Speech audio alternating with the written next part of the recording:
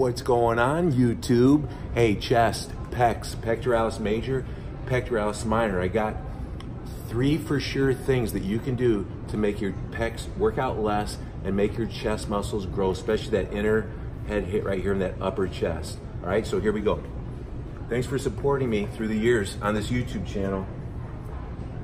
This YouTube channel's got about 55,000 subscribers. I haven't gotten any subscribers much to write home to mom about in the last 4 years, but I'm reinvesting in you because you have been with me for a long time. So please click the subscribe button and the bell because my stuff is getting really hot right now, and I promise you that I'll bring you something that will change your body, your lifestyle, and your life.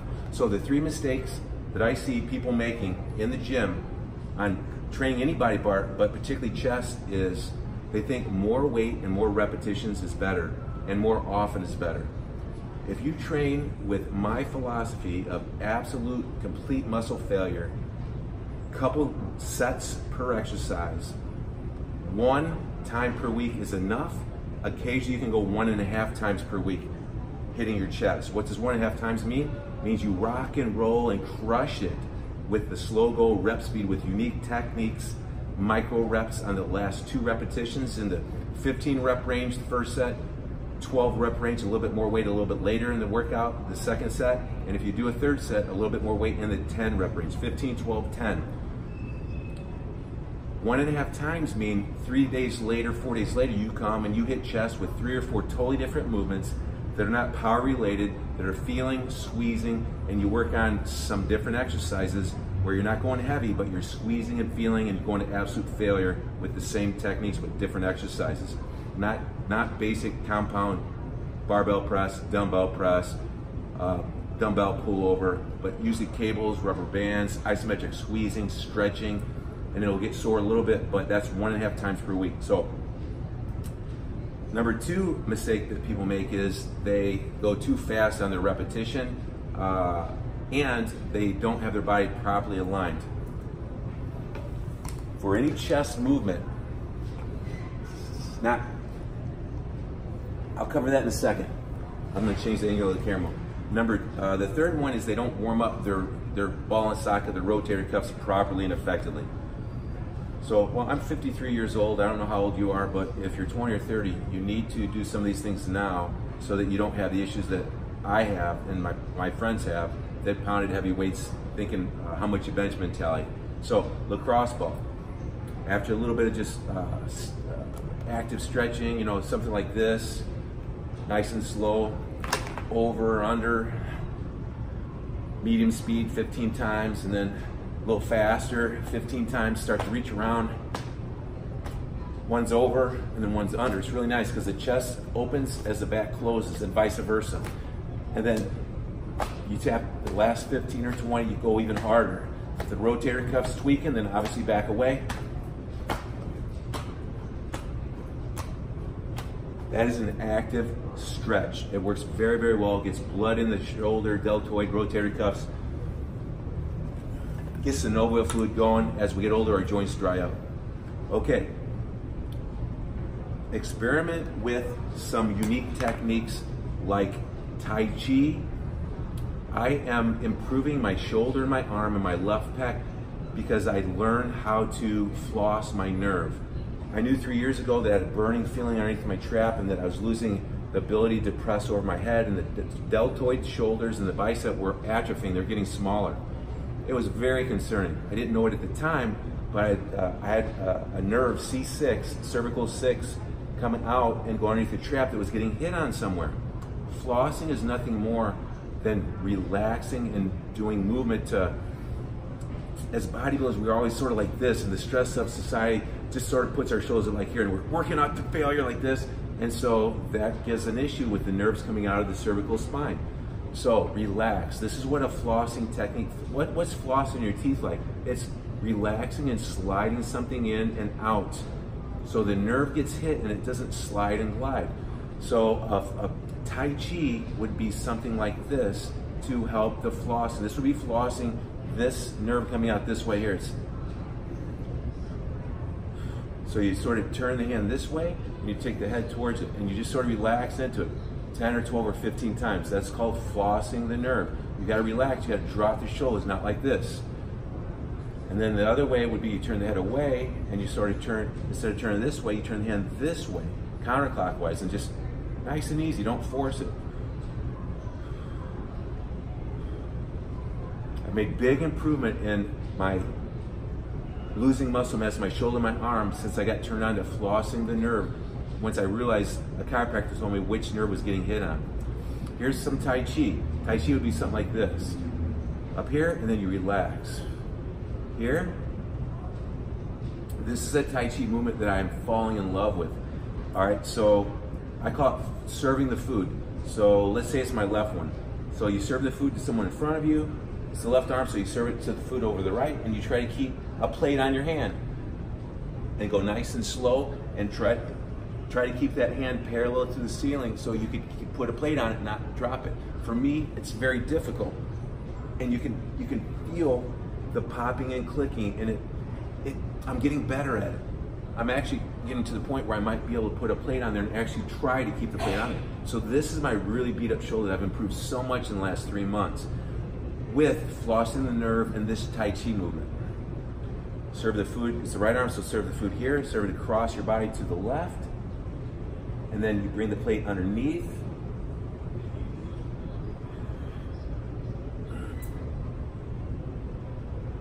You can feel, whoa.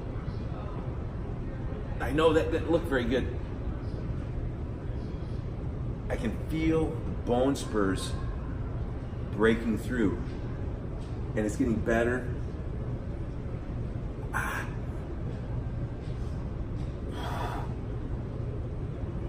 So there's a lot more to Tai Chi than that, but that's the start of it. It's just, there's a mental and emotional side, energetic side to Tai Chi, but physiologically, it's working on improving my beat up right shoulder. In February, I had my full hip replacement. I had them, and it went great. I aced it. And I had them, and I got a new lease on my physical body. My right shoulder was beat up for 40 years, throwing baseballs hard from the age of 7 to 21, powerlifting in college, throwing 4 plates around, how much you bench mentality. It was beat up. I've rehabbed it with simple therapy techniques with the lacrosse ball and your basic rotator cuff warm-ups, but I was limited. I didn't know my nerves were damaged, so I got turned on a couple months ago to these movements, flossing the nerve and Tai Chi. It's made a big difference. Yes, the Somaderm gel has absolutely helped my body repair and recover, but you got to do the physical work if you want to repair damage. So the Tai Chi is really, really feeling amazing to me. So the last beat up shoulder exercise I'm gonna have you do, works really well. Rubber band, pull back about like this, and I want to, so my fingers are pointed to 9 o'clock. If there's a clock on the right wall, it's 9 o'clock. And now my fingers are pointed to 3 o'clock. And it's just, oh, I forgot to tell you that they scanned my shoulder and said it was inoperable. Massive bone spurs all over, and I had bone spurs on my hip too. They showed it to me after they cut the head of my femur off. It's just weird. I don't know why those bone spurs grew over the years. Maybe it was partly my cheap bodybuilding nutrition and the inflammation. But all I can tell you is this is a great final move to warm up that ball and socket joint. Does that make sense? So that's, and you want that wrist to bend like that. You don't want the hand straight. You want that wrist to bend like this back, and you pull more and more on it as you get better at it. And you can feel that ball and that socket just going around and lubricating. You can feel it. That's a great way to start your chest routine to warm up the ball and socket joints if you got beat up, wiggy shoulders. Okay, now that the shoulders are warmed up and you can actually get this tension if you got beat up rotator cuffs, now us old timers can get the tension on the pecs evenly now. So the key is slowing down the rep speed and the body position. Body position is this lower back. You want your feet firm on the floor, butt firm on the floor, and you want the chest open, shoulder blades lower. You can come on in. Come in. Lower back arched out, and you want a space between your lower back, and it tilts the rib cage up, and the chest is open, shoulder blades lower and closer together. The power lifters taught me that years ago. Mike Newman of Fit Body U a young kid that was passionate about bodybuilding taught me what the powerlifters were doing, and I've been doing it ever since. Even though we're not powerlifting as bodybuilders, we're moving lightweight, slow and controlled with about a 3-second positive, 1 second hold stretch, and then a 3-second negative. It lets you focus on the pecs better. The pecs are happier at a decline angle because the ball and socket joint of the shoulder is in more of alignment to be structurally strong. Flat bench, then the ball and socket's a little bit out of joint, and then incline up in here, the ball and the socket, it's just so out of socket, the pecs are not optimally utilized. So, in my opinion, 100% of the time, you want to arch that lower back out and get that decline angle with your body position to optimize whatever workout, whatever exercise you're doing. I think I'll grab a couple 50-pound dumbbells and just do a fly because I'm traveling and I'm in Philadelphia and they don't have anything over 50, so I'll be right back.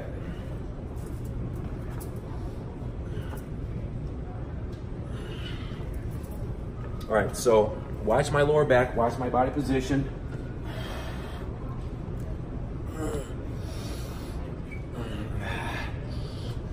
Chest open, shoulders lower and close together. You can stick somebody's hand underneath the small of my back. On the fly, curl the knuckles in at the bottom. Stop about right there. Keep those pinky dumbbell heads towards each other at the top. Ooh.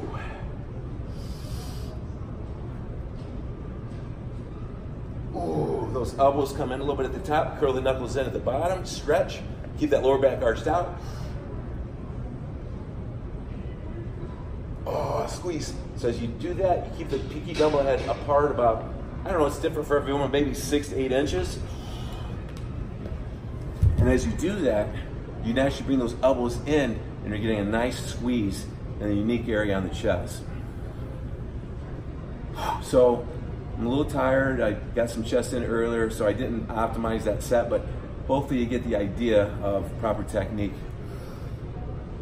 I think too many people bring the dumbbells all the way together and keep the hands square at the top, and they lose focus. If it feels like tension and tightness goes off the pec when you do that, then try this technique where you stop about the dumbbell heads about that far apart and you bring the pinkies close together and squeeze that inner head, unique head of the chest, really keep that lower back arched out. On the last 2 reps of any chest movement, the body wants to adjust to gain a mechanical advantage, and that lower back will sort of flatten out, and the shoulders will come forward. Counter that. Keep the chest open, shoulder blades tucked lower, closer together, and keep that lower back arched out. Therefore, optimizing, keeping the tension in a sweet spot on the pecs. So there you go. In recap, people lift weights too fast, and they do too many sets and too many reps, and they do too many workouts per week. 1.5 times per week is enough. You can't train all body parts 1.5, well, I can't at 53. Some 25 to 35-year-old men may be able to, but you just have to, trust me, when I was in college, powerlifting, I overtrained, and if I did 2 bench press workouts per week, I got weaker. It goes against common logic, but we had to prove it to ourselves. And when we cut fat out of our diet, our anabolic hormones fell and we got weaker faster. So you're gonna have to find what works best for you, but trust me, more is not always better. 2 to 3 sets to failure using unique partial range of motion technique, squeezes at the end on the last 2 reps, 15 reps, 12 reps, 10 reps is the rep range, adding a little bit of weight to each one, and going with that Mike Mensner strategy of getting those last 2 reps and only doing 1 or 2 sets. There's something very energy giving to knowing that you only got 1 or 2 sets to failure. You don't mentally, emotionally, you don't hold anything back, you go for it. So there you go, there's proper warm up on the shoulders, some ideas on chest. YouTube, you've been supporting me for a long time, I appreciate it. I'm gonna keep this stuff coming. Tell me what you want. Share this if you think someone could benefit from it, but comment below and tell me what you want. I'm gonna keep this active all day long, so I'm gonna stay right on the comments and I'll answer your questions in real time. So there you go. You do have the power to change, to make the rest of your life the best of your life. Keep rocking and rolling.